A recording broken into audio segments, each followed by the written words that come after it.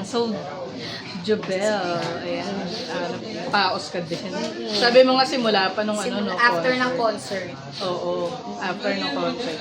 So, ayan, sex bomb, di ba, phenomenon, di ba, mag-round, nga daw di ba, baka kung ma-sold out ulit yung round 6, baka may chance, round 7, and you have shows din sa Middle Eastern countries na. So, take us back sa pag-join mo ng sex bomb. Ano yung kwentong sex bomb mo?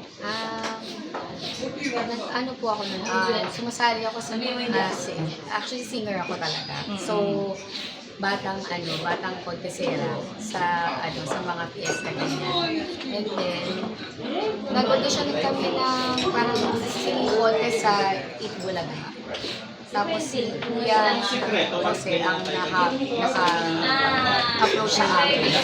Pwede kang maging sex bomb pakilala kita kay Ate Joy.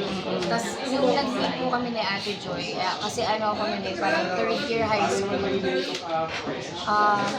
Hindi ko muna pinursiyo yung pag-sex bomb before kasi 1 year na lang tinapos ko lang after graduation sabak na agad.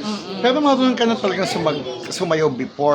Sa sa school namin, yung mga field demos, yung mga... Audition mismo na napunta mo? Ano ba yan? Sing Like a Tony Kitten kasi siya eh.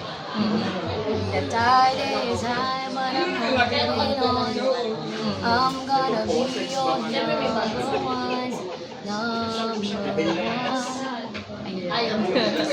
Jubel, anong feeling na yun? Inaasahan nyo ba? O hindi mo in-expect na tatangkilikin pa rin kayo to think na ang tagal nyo nawala? Actually po, nung una talaga, nung nagsistart pa lang kami, before kami mag-start ng preparations namin para sa concert. As in talagang lahat kami kinakabahan.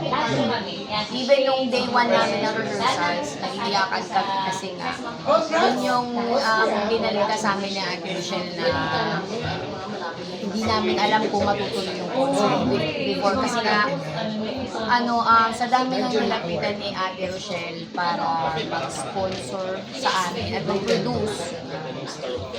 Tinanggihan kayo? Lahat halos po ay hindi po kami sinuportahan nung una. But then, nung time na start kami mag-post ng teasers, dun nagsilabasan. Dun po nagsilabasan yung mga pinalaki ng sex bomb. So yun, doon na po siya nag-dire-diretso.